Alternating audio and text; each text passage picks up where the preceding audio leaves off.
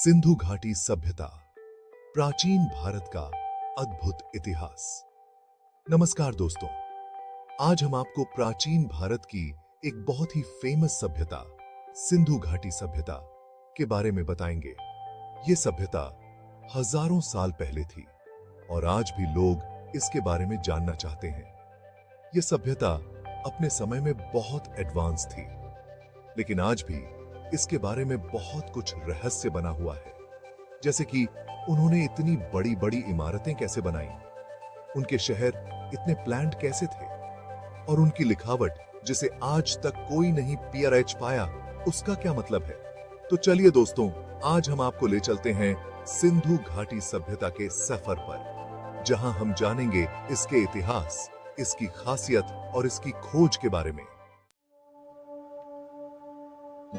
सिंधु घाटी सभ्यता, एक परिचय। दोस्तों, जब हम पुराने समय की बात करते हैं तो सिंधु घाटी सभ्यता का नाम सबसे पहले आता है। यह दुनिया की सबसे पुरानी सभ्यताओं में से एक है, जो लगभग 5,500 साल पहले थी। यह सभ्यता आज के पाकिस्तान और भारत के कुछ हिस्सों में फैली हुई थी। सिंधु नदी, जिसके नाम पर इस सभ्यता का नाम पड़ा, इस सभ्यता के लिए बहुत जरूरी थी। इस सभ्यता के लोग शहरों में रहते थे, वो खेती करते थे, जानवर पालते थे और व्यापार भी करते थे। उनकी अपनी लिखाई थी, अपनी कला थी और अपना धर्म भी था।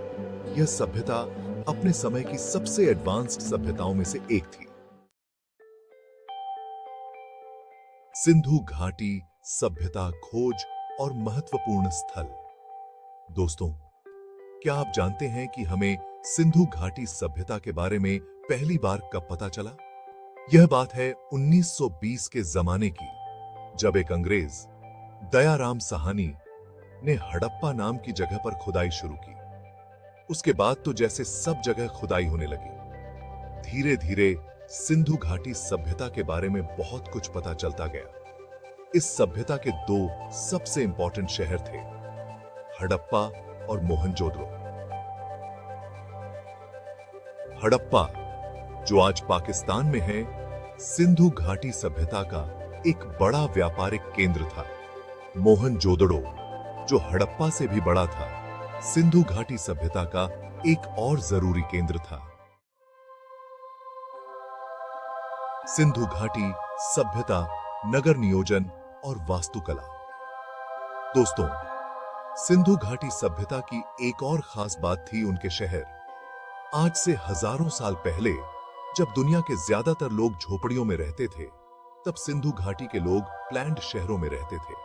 उनके शहरों की सड़कें एक दूसरे को सीधी काटती थीं, जिससे पूरा शहर एक जाल की तरह दिखता था। इससे न सिर्फ आना जाना आसान होता था, बल्कि हवा और रोशनी भी अच्छी तरह से आती थी। सिंधु घाटी सभ्यता के लोग साफ सफाई का भी बहुत ध्यान रखते थे। उनके घरों में बाथरूम और टॉयलेट बने होते थे और गंदे पानी के लिए ढकी हुई नालियां बनाई जाती थीं। चैप्टर 4, सिंधु घाटी सभ्यता, सामाजिक जीवन और व्यापार। दोस्तों, अब तक हमने सिंधु घाटी सभ्यता के शहरों और उनकी बनावट के बारे में जाना, लेकिन क्या आपने कभी सोचा है कि उस समय के लोग कैसे रहते होंगे, क्या करते होंगे? चलिए, आज हम उनके जीवन में झांकने की कोशिश करते हैं। सिंधु घाटी सभ्यता के लोग किसान भी थे और व्यापारी भी।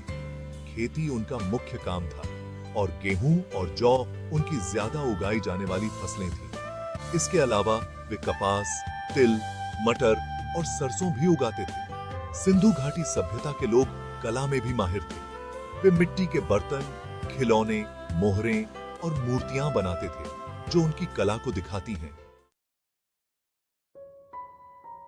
चैप्टर 5, सिंधु घाटी सभ्यता, लिपि और भाषा। दोस्तों, सिंधु घाटी सभ्यता के बारे में एक बात जो आज भी हमें हैरान करती है, वो है उनकी लिखाई। यह लिखाई आज भी एक रहस्य बनी हुई है। जी हां, सिंधु घाटी के लोग लिखना जानते थे और उन्होंने अपनी एक अलग ही लिखाई भी बनाई थी। यह लिखाई इतनी अनोखी थी कि आज भी इसे पूरी तरह से समझा नहीं जा सका है। सोचो, हमें उनकी मोहरें, बर्तन और ईंटें मिली हैं जिन पर कुछ न कुछ लिखा हुआ है। इन पर लिखे गए चिन्ह और चित्र हमें उनकी सभ्यता के बारे में बहुत कुछ बता सकते हैं, लेकिन हम उसे PRH नहीं पा रहे हैं। यह लिखाई इतनी जटिल है कि आज तक कोई भी इसे पूरी तरह से डिकोड नहीं कर पाया है। ये ऐसा है जैसे कोई हमें एक लेटर लिखकर चला गया हो, लेकिन हम उसे PRH न पाएं। ये सोचकर ही कितना अजीब लगता है कि हमारे पास उनके संदेश हैं, लेकिन हम उन्हें समझ नहीं सकते।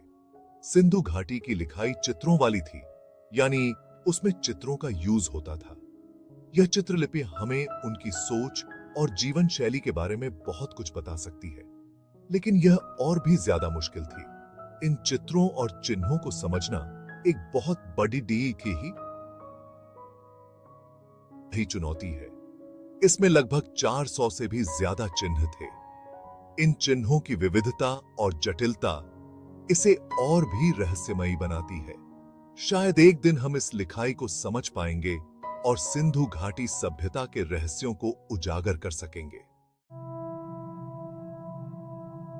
चैप्टर 6, सिंधु घाटी सभ्यता, धार्मिक विश्वास और मूर्तियां। दोस्तों, सिंधु घाटी सभ्यता जितनी वैज्ञानिक और उन्नत थी, उतनी ही धार्मिक भी थी। उनके धार्मिक विश्वास और प्रथाएं उनके जीवन का अभिन्न हिस्सा थीं। हालांकि उनके धर्म के बारे में हमें ज्यादा नहीं पता, क्योंकि उनकी लिखाई को अभी तक पूरी तरह से पढ़ा नहीं जा सका है। लेकिन खुदाई में मिले अवशेषों से हमें उनके धार्मिक जीवन की झलक मिलती है। खुदाई में हमें मां दुर्गा की बहुत सी मूर्तियां मिली हैं। ये मूर्तियां इस बात का प्रमाण हैं कि वे देवी मां की पूजा करते थे। इससे पता चलता है कि वो मां की शक्ति को मानते थे और उनकी पूजा करते थे। मां दुर्गा को वे जीवनदायिनी और रक्षक मानते थे। मां दुर्गा को फसल और धन की देवी माना जाता था। वे मानते थे कि उनकी कृपा से ही अच्छी फसल होती है और समृद्धि आती है। पीपल का पेड़ भी उनके लिए पवित्र था और उन्हें इसकी पूजा करते हुए दिखाया गया है। पीपल के पेड़ को जीवन और पुनर्जन्म का प्रतीक माना जाता था। इसके अलावा हमें बैल, घोड़ा, हाथी, बाघ और मोर जैसे जानवरों की मूर्तियां और निशान भी मिले हैं। ये जानवर उनके धार्मिक और सांस्कृतिक जीवन में महत्वपूर्ण भूमिका निभाते थे। इन मूर्तियों से हमें उनके धार्मिक विश्वासों और प्रकृति के प्रति उनके सम्मान का पता चलता है। चैप्टर 7, सिंधु घाटी सभ्यता, पतन के कारण। दोस्तों, सिंधु घाटी सभ्यता, जो अपने समय की सबसे एडवांस्ड सभ्यताओं में से एक थी, वो कैसे खत्म हो गई?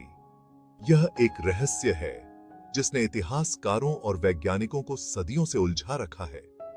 यह एक ऐसा सवाल है जो बहुत से लोग जानना चाहते हैं। इस सभ्यता के पतन के पीछे के कारणों को जानने के लिए कई शोध और अध्ययन किए गए हैं। कुछ लोगों का मानना है कि प्राकृतिक आपदाओं ने इस सभ्यता को खत्म कर दिया होगा। भूकंप, बाढ़ और सूखे जैसी आपदाओं ने इस क्षेत्र को बुरी तरह प्रभावित किया होगा।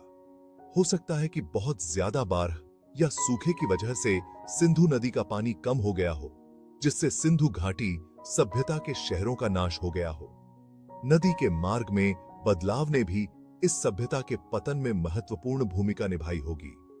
एक और बात यह भी कही जाती है कि सिंधु घाटी सभ्यता का पतन किसी एक कारण से नहीं, बल्कि कई कारणों से हुआ होगा। यह सभ्यता कई सदियों तक फली फूली, लेकिन अंततः कई कारकों के संयोजन ने इसे कमजोर कर दिया। हो सकता है कि प्राकृतिक आपदाओं, मौसम में बदलाव, किसी और देश के हमले और अशांति जैसे कई कारणों ने मिलकर इस सभ्यता को कमजोर कर दिया हो। इसके अलावा आंतरिक संघर्ष और सामाजिक अस्थिरता ने भी इस सभ्यता के पतन में योगदान दिया होगा। इन सभी कारकों ने मिलकर इस महान सभ्यता को इतिहास के पन्नों में दफन कर दिया।